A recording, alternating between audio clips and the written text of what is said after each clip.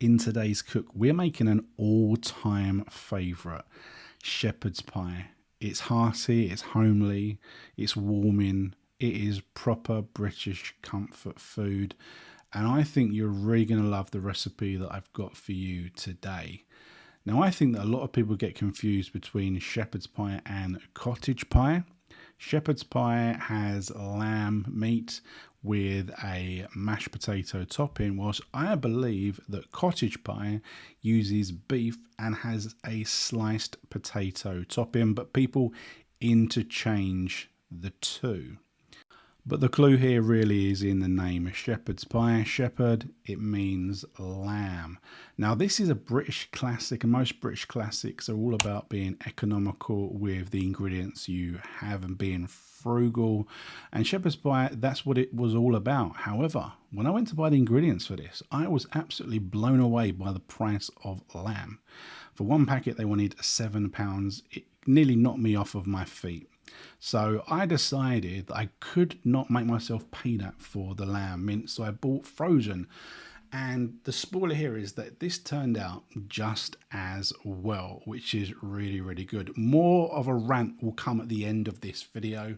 The rest of the ingredients are about 1 kg of potatoes. Maris Pipers work really well, but any potato that is recommended for mash will be good. You're going to want some seasoning, black pepper and salt, some ground white pepper, rosemary, thyme, some peas. I just went for a can. You can use frozen, of course.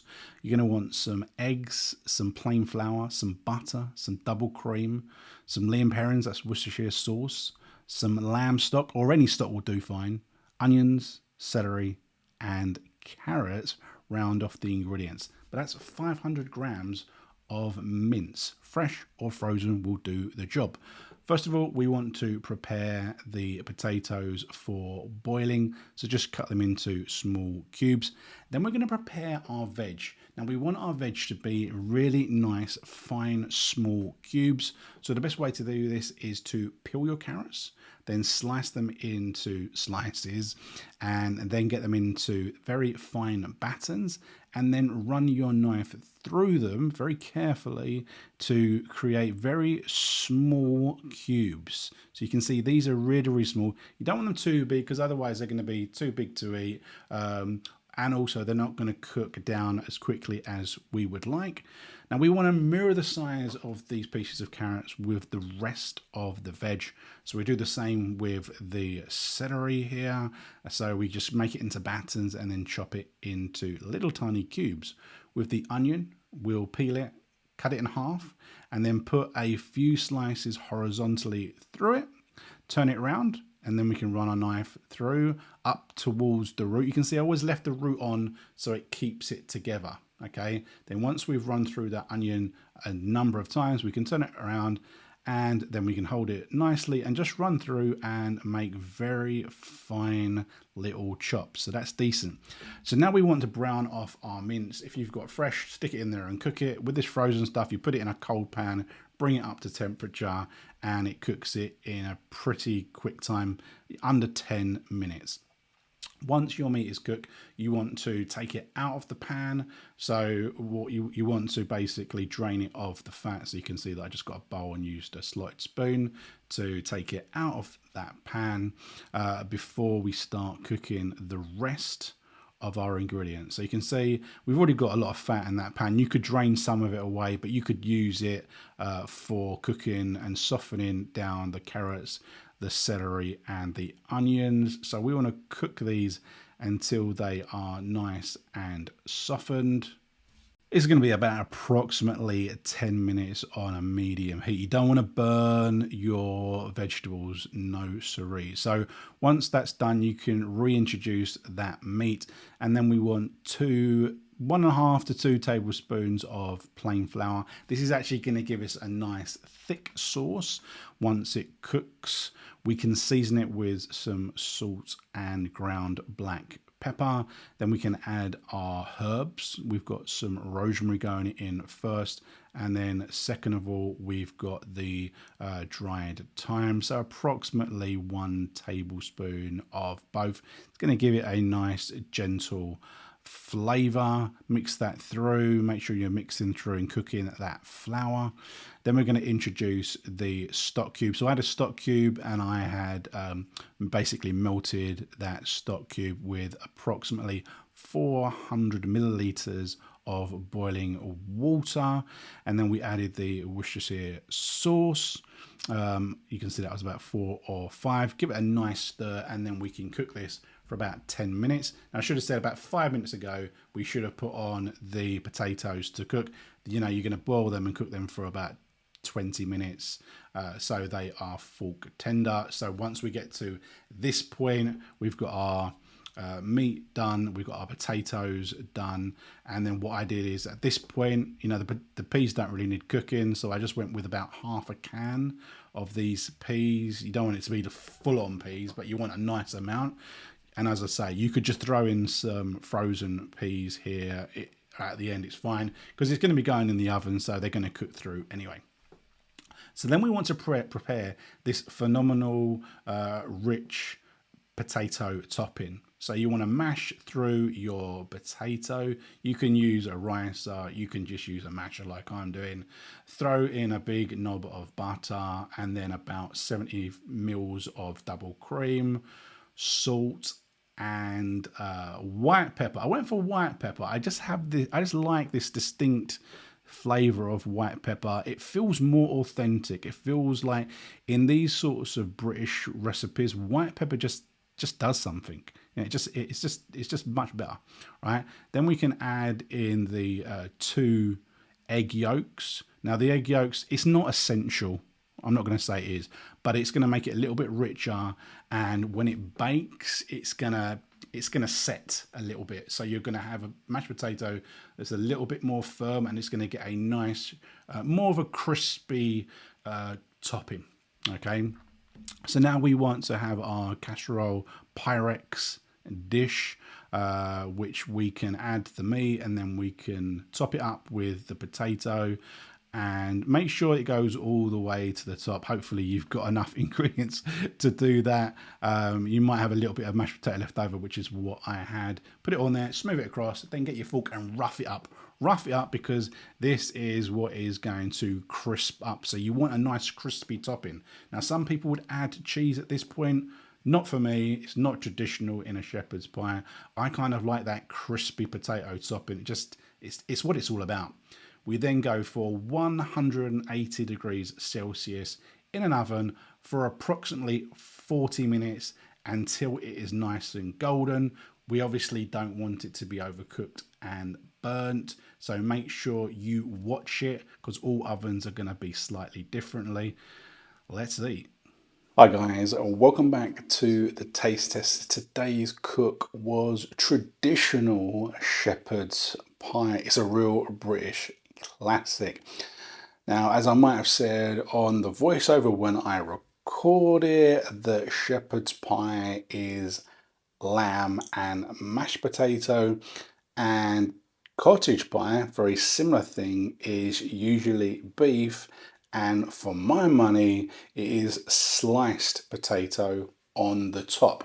That's what I believe the difference is. Now, a lot of people, you know, interchange the meats and still call them the opposite. It's not the end of the world. I suspect it may also potentially be like an American thing, that maybe in America they used beef more traditionally. I don't know. Who knows? But irrespective of that, I think it's no problem if you want to use beef. Now, I also may have said this in the voiceover. The price of minced lamb, shocking. I haven't bought minced lamb for some time. I genuinely couldn't believe how much it was in the supermarket. 500 grams for fresh lamb mince, £7. That's ridiculous. Absolutely laughably ridiculous. Daylight robbery. But I guess it's just commentary on the way that food prices have gone through the absolute roof in the last 24 months. So many products have basically doubled in price, and that's not reflective on society in general. And we know so many things have gone up, but food has been hit, I think, the hardest. I think it's an absolute joke. It's a disgrace what has been done. The prices that everyone is being having to put up with. But anyway, that's just a little bit of a rant. We're here for the taste test, obviously, and you know, today, you know, we went with a shepherd's pie, and is that the best side? That might be the best side actually. Or side you can see a little bit of the meat as well. This came out really well, irrespective of the price. Obviously, I went with the frozen mince because I couldn't force myself to spend that sort of money on mince. I couldn't let myself do it. So we've gone for the frozen mince, and to be honest, I think it's going to be just as good. So let's try and get a little bit of everything there.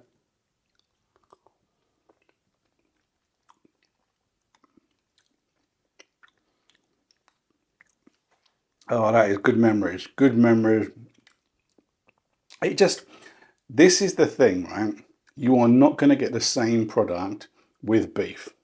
It's just a completely different flavour. It's a completely different flavour. And I think lamb, I guess now it is a treat. It now is a treat when you consider the price of it.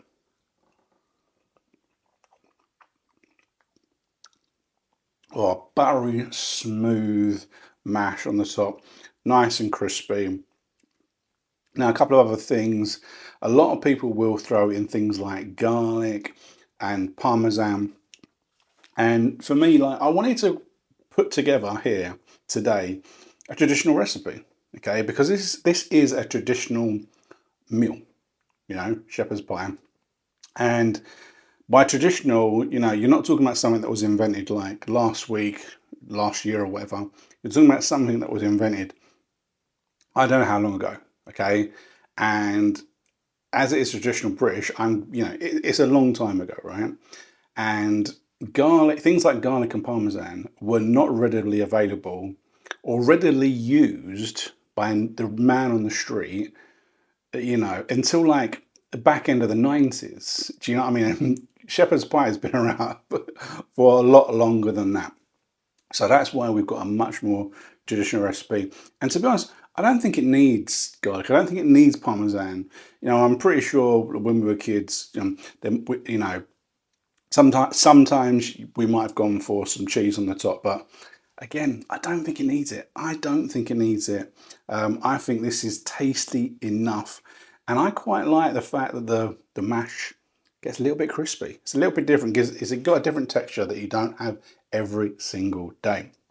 So if you like what you see, give me a thumbs up. Let me know in the comments how you would cook your shepherd's pie. Are you lamb? Would you go beef? Is it a problem? You know, let me know what else you put in it or whatever. And remember to come back next week for the next video. Take it easy, have a great week, and enjoy your dinner.